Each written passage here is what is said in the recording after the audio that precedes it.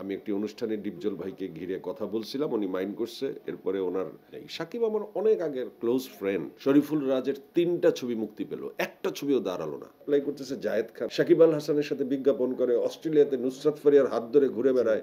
মনোহর হোসেন ডিপজল আপনাকে নিয়ে একটি নেতিবাচক কথা বলেছে, সেই বিষয়টি নিয়ে দর্শকরা নানা প্রতিক্রিয়া দেখাচ্ছে। আসলে ঘটনাটা কি?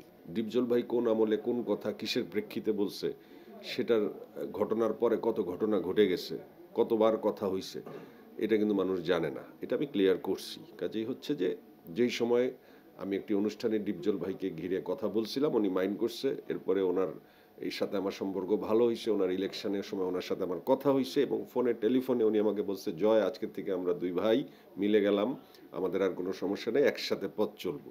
তা আমি বলছি ওকে ভাইয়া, আমি আছি। এবং আমি একটা কন্টেন্টও বানাইছিলাম ডিপজল ভাইয়ের কথা বলে। আমার ওনাকে ভালো লাগে, ওনার সাথে আমার ভালো সম্পর্ক।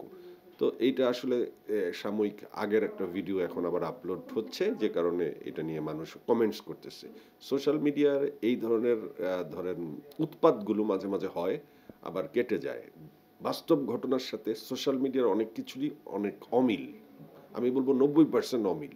আমরা আসলে একটা ফেক জিনিসের উপর নির্ভর করে আমাদের বেশিরভাগ সময় সোশ্যাল মিডিয়াতে কাটাই। এটাই হচ্ছে আমার উত্তর। শাকিব খানকে নিয়ে আপনি বিভিন্ন সময়ে অনেক কথা বলতেন এবং অনেক আর্টিস্টদের থেকেও আপনি কথা বের করে নিতেন। সেটা অনেকটা নেতিবাচকভাবেও আমরা দেখেছি। কিন্তু সাম্প্রতিক সময়ে আপনি দেখলাম যে শাকিব বন্দনায় মুগ্ধ হয়ে গেলেন এবং হচ্ছে রায়হান রাফি টাফি সহ এই যে তুফান সিনেমা এগুলোর খুব প্রমোশন করে বেড়াচ্ছেন।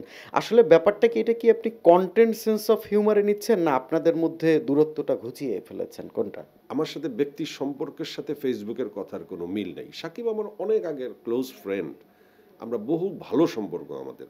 কিন্তু আমরা প্রফেশনাল লাইফে আমি যেহেতু এই কথা বলি, কখনো তার পক্ষে যায়, কখনো তার বিপক্ষে যায়, এবং ইট ইজ এ বিজনেস। এবং সোশ্যাল মিডিয়ার একটা বড় বিজনেস ফিল্ম ইন্ডাস্ট্রিতে সাকিবকে ঘিরে। ওয়ালটন ফ্রিজ কিনে অনেকের মতো আপনিও হয়ে যেতে পারেন মিলেনিয়াল। সেরা পণ্যের সেরা অফার। শাকিব খানের নামের সাথে একটা বিজনেস জড়িত। শাকিব খানের নাম নিলে ভিউ বাড়ে, শাকিব খানের নাম নিলে সাকিবিয়ানরা সেই ভিডিও শেয়ার দেয়, দেখে।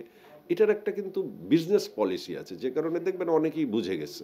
বুঝে যাওয়ার কারণে কারণে অকারণে শাকিব খানের নাম নেয়। এবং এটা একটা কমন প্রশ্ন, যে কোনো কাউকে হঠাৎ করে শাকিব খান সম্পর্কে একটা প্রশ্ন করা। এবং ইউটিউবারদেরও এই প্রশ্নটা এখন একটা মুখস্থ বুলি হয়ে গেছে, যে কোনোভাবে হোক শাকিব খানকে টানতে হবে, কারণ এটা একটা নিশ্চিত ভিউ। কিন্তু ক্রিয়েটিভ কোনো আইডিয়া বের করার ক্ষমতা অনেক ইউটিউবারের নাই, আবার অনেকের আছে। যাদের আছে তারা শাকিব খানের নাম ওইভাবে প্রয়োজন হচ্ছে না, যাদের নাই তারা বারবার শাকিব খানের কথা জিজ্ঞেস করে। যেমন আমার রেগুলার প্রোগ্রাম করতে হয়, 13টি প্রশ্ন। আমি শাকিব খানের নাম বহুবার আমি নেই, কারণ হচ্ছে যে আমি আর প্রশ্ন পাই না। আমি যে কারণে নেই, যেহেতু আমার প্রশ্ন সংখ্যা সবার সাথে অনেক থাকে না। একটা নিউ কামার মেয়েকে অনেক কথা জিজ্ঞেস করতে পারি না, কিন্তু তাকে আমি 13টি প্রশ্ন করছি, শাকিব খানের নাম নিতে আমি বাধ্য হই। বাট আমি মনে করি Shakib Khan is a business. আমাদের ইউটিউবারদের জন্য শাকিব খান একটা বিশাল বড় পণ্য, যে কারণে শাকিব খানের নাম নিয়ে আমরা পয়সা ইনকাম করি বেশিরভাগ লোকেরা, এবং ভিউ কিনি। সরল স্বীকারোক্তি।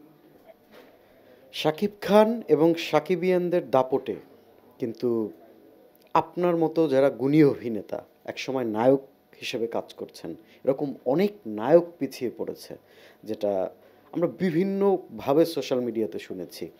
আসলে শাকিব খান বন্দনায় যদি আমরা এইভাবে মুগ্ধ হয়ে থাকি, তাহলে সেই নায়কদের অবস্থা আসলে কি হবে? না আপনার মতো তারাও একটা সময় উঠতে পারবে না? না না, উঠতে পারা না পারার ব্যর্থতা ওই নায়কদেরই, বা নায়ক সংশ্লিষ্ট প্রযোজক পরিচালকদের। আপনি দেখেন এই ঈদে কি হলো, শরীফুল রাজের 3টা ছবি মুক্তি পেল, একটা ছবিও দাঁড়ালো না। আমরা তো অনেক চেষ্টা করছি শরীফুল রাজের বন্দনা করতে, বা একটা নায়ক দাঁড়াক। এখন আপনি এই ঈদে এতগুলো ছবি নিয়ে একটি সুপারহিট ছবি দিতে পারলেন না, তাহলে আপনার পরের ঈদের সিচুয়েশনটা কি হবে? আপনি একজন ভালো অভিনেতা, কিন্তু আপনি কমার্শিয়ালি তো হিট না। শাকিব খান যেইভাবে হোক রাজকুমারকে একটা আলোচনার মধ্যে রাখছে, প্রিয়তমার মতো হিট হয় নাই, সেটা সত্যি কথা। কিন্তু আলোচনার মধ্যে তো ছিল, সেই আলোচনাটা কোন ছবিটা দিতে পারছে, যে কারণে অন্য নায়কদের ভবিষ্যৎ অনিশ্চিত হয়ে যাচ্ছে। আর সাকিবিয়ান সাকিব, এটা তো একটা পলিটিক্স। একটা লোক এত বছর ধরে আছে, তার কিছু ফ্যান ফলোয়ার ভক্ত ইউটিউবার, সে অনেক আগের থেকে চিন্তা করে এই ডিজিটাল মিডিয়ার এই দাপট সে তৈরি করছে। অন্য নায়করা কেন পারে না? ওদের তো করা উচিত। যেমন সাকিবের আছে সাকিবিয়ান, অন্যদেরও থাকা উচিত। এবং সেটা এই যুগে সবচেয়ে প্রধান। আমি আগে সোশ্যাল মিডিয়া দখল করব, তারপর আমি ইন্ডাস্ট্রি দখল করব। আপনি কি জানেন যে এই থিওরিটা এখন সবচেয়ে বেশি অ্যাপ্লাই করতেছে জায়েদ খান। সোশ্যাল মিডিয়াটাকে মোটামুটিভাবে ক্যাপচার করে, সোশ্যাল মিডিয়া তার দাপট বের করে সে এখন সাকিব আল হাসানের সাথে বিজ্ঞাপন করে, অস্ট্রেলিয়াতে নুসরাত ফারিয়ার হাত ধরে ঘুরে বেড়ায়, মোস্তফা সরোয়ার ফারুকীর সিনেমায় কাজ করে, বিজ্ঞাপনে কাজ করে। তাহলে লাভবান কে? শুরুটা কিন্তু আপনি করিয়েছিলেন, ডিগবাজির শুরুটা কিন্তু আপনি করিয়েছিলেন। ডিগবাজির থিওরি আমার, ওর ঘড়ির থিওরি আমার, সব থিওরি আমার। আমার ওকে ভালো লাগে, ও ও ক্যাচ করতে পারে, ওকে আমি বুদ্ধি দেই। হ্যাঁ, সোশ্যাল মিডিয়ার মানুষ আনন্দ পায়, ওর সাথে ঝগড়া হয়, আনন্দ হয়, মজা হয়। ওকে বুদ্ধি দিয়ে যে মজাটা পাই সেটা তো আমার ভালো লাগে, কারণ আমি নিজে তো ডিগবাজিটা দিতে পারবো না। ডিগবাজির অর্ডারটা ওকে দিতে পারবো, ও ডিগবাজি দিয়ে ওর নাম হবে এবং সেখানে আমার ভালো লাগা কাজ করে।